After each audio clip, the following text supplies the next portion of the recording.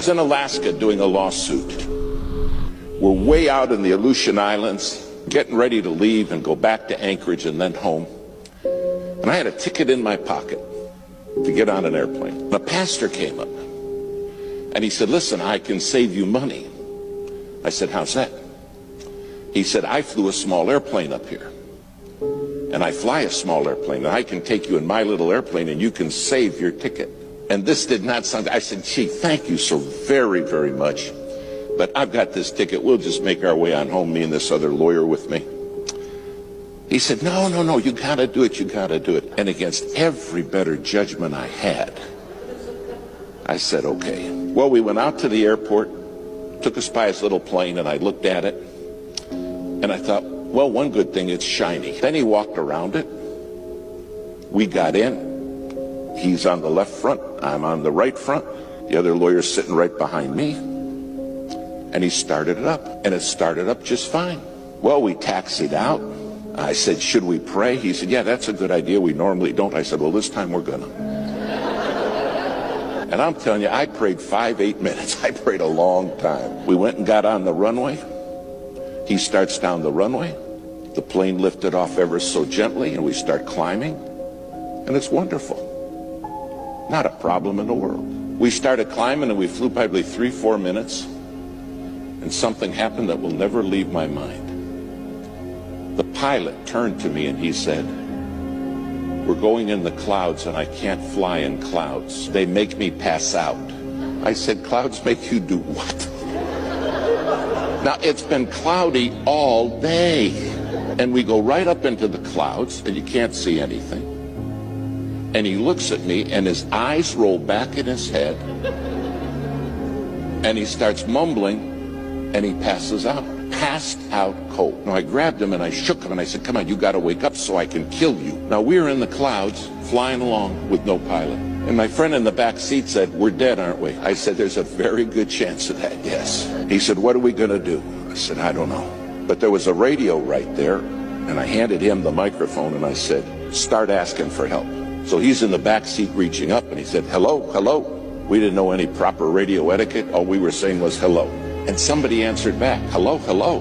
Don't you guys know proper radio etiquette? And I said, give it to me. I said, we don't know nothing. Tell them we're in an airplane with a passed out pilot and we don't know how to fly this plane. The guy said, I'm a freighter flying out of Anchorage on the way to Tokyo. And he said, you're telling me you have nobody who can fly that plane with you? I said, tell them that's correct. Now you got to understand, I am sweating bullets. He said, the first thing I'm going to do is start circling so I don't lose you. Because I'll fly out of range of your radio and you won't have me anymore. And he said, I'm going to get Anchorage Emergency for you. And Anchorage Emergency will be the people that can maybe help you. Try to save your life. After about 5 minutes, Anchorage came on, said, we understand you have a passed out pilot. And those of you do not know how to fly that plane. We said, that's right. They said, well, the first thing we got to do is find you. And I'll never forget what this man at Anchorage said. He said, my job is to get you home safe. He said, that's my job. But he said, here's the deal. If you want me to get you home safe, you got to promise me you'll obey my voice. He said, you can't see me, but I can see you. And he said, if you're not going to obey my voice, you're going to die. When you can't see anything, you have no idea how disorientated you become. Finally, he said, okay, I found you. Now hear me clear. He said, you're 4 minutes from a mountain. He said, you're going to crash in that mountain and die. Follow my voice. I never said, I have to follow your voice? Is that reasonable? You see, I understood without his voice, I had nothing. And do you understand? Without God's voice, you have nothing. Nothing. Finally, he got us turned. And he said, I'm freezing all the traffic in the area. He said, it's going to take me an hour and a half to get you to Anchorage, and there's a lot of weather between you and Anchorage. You're in for a rough ride. And he said, I want you to hear me. I don't want you to look at what's going on outside. I don't want you to pay attention to the storm, just my voice. He said, if you start watching the storm, you will die. But I'll take you through it. Now, because they cleared all the traffic, several pilots, those nighttime freighters, those 747s, started talking to us. They said, we're praying for you, men. You're going to make it. But listen to the voice. That's the key. They said, trust the voice. Do you realize your head is full of voices? And everybody in this world wants to talk to you. And everybody wants to be the controlling voice. And God says, I want you to be a living sacrifice. I want you to put yourself on the altar and let my voice be your voice. Finally, we went through the worst of the weather, but there was still more. And then the voice came back and it said, now, I'm going to line you up. He said, I'm going to bring you in right down the runway. And at the foot of the runway are some lights, and they're in the form of a cross. He said, don't you forget this. The cross is the way home. Finally, he's bringing us down. We still can't see anything. And all he kept saying is, stay with me. My sheep, the Bible says, hear my voice and they follow me. Finally, just a couple hundred feet off the ground, we saw the cross. I landed the plane. In fact, I landed it 7 times. Finally, it all came to a stop, and the minute we stopped, the pilot woke up.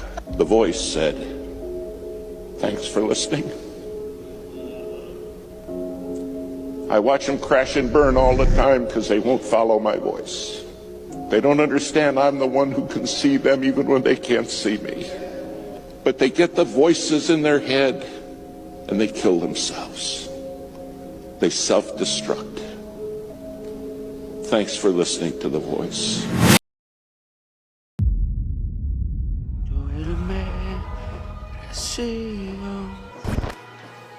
All right. Basic, starting with lat pull downs is typically how I go about it. It's always going to be the first movement that I incorporate, just because I like to always start with engaging my lats. I won't go too heavy. I typically, like I mentioned before, I do my 2 feeler sets or 2 warm-up sets just to get the range of motion going, get the activation going, mind muscle connection and everything. And then my last 2 sets, I'll typically go heavy and try to push it as hard as I can. But first one down, 4 more to go. Let's get it. And then I'm jumping, so I start off at 100.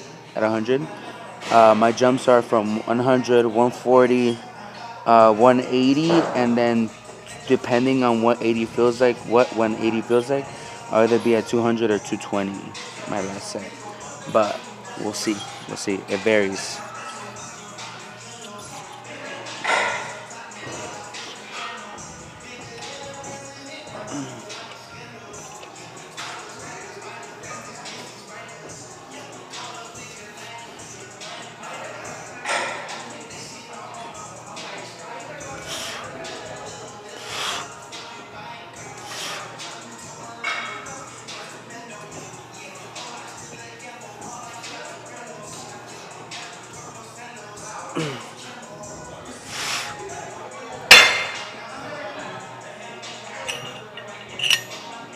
Okay.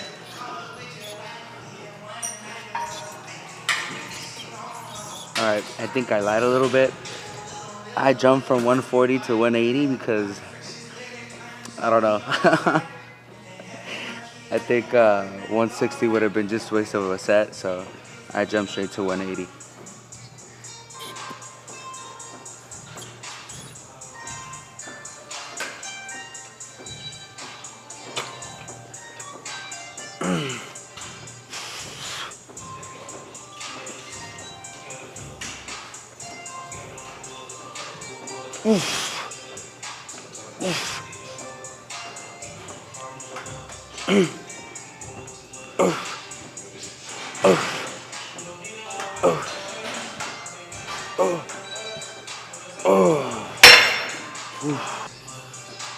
Alright, my last set, I jumped up to 220.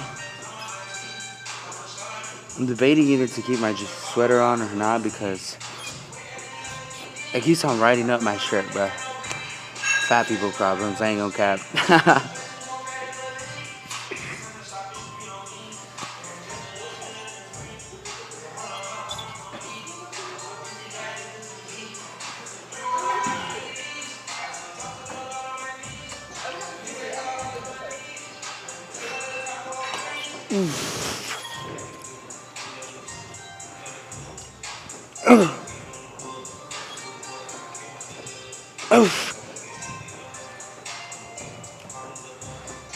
Okay.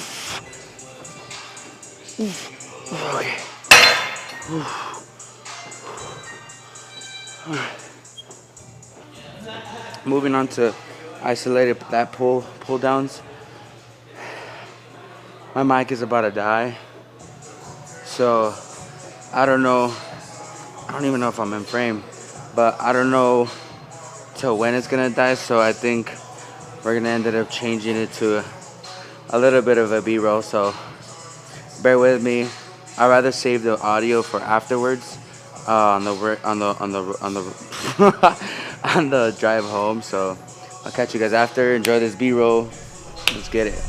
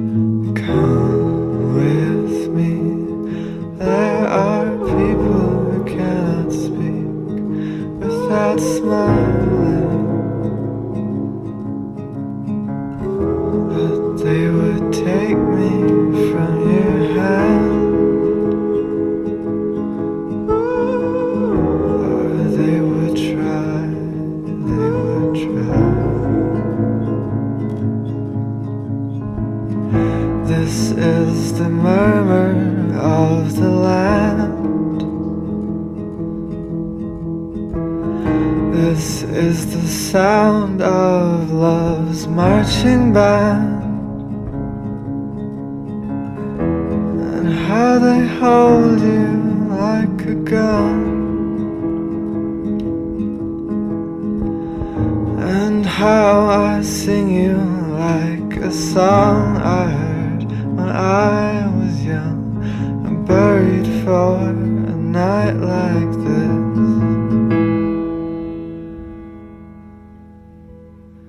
Buried for a night like this.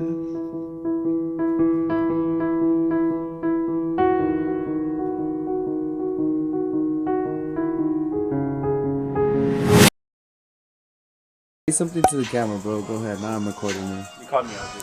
I did, but it's okay, bro. I don't want to be on camera. You're like the prettiest ugly person I've ever met, if that makes You sense. called me ugly, Oh, chill. Alright, Bro, you said that like 10 times already. Get trained. Look at what you have me drinking, bro. Some broken. Who sells that here, bro? What are you doing? I'm putting on my shoes, bro.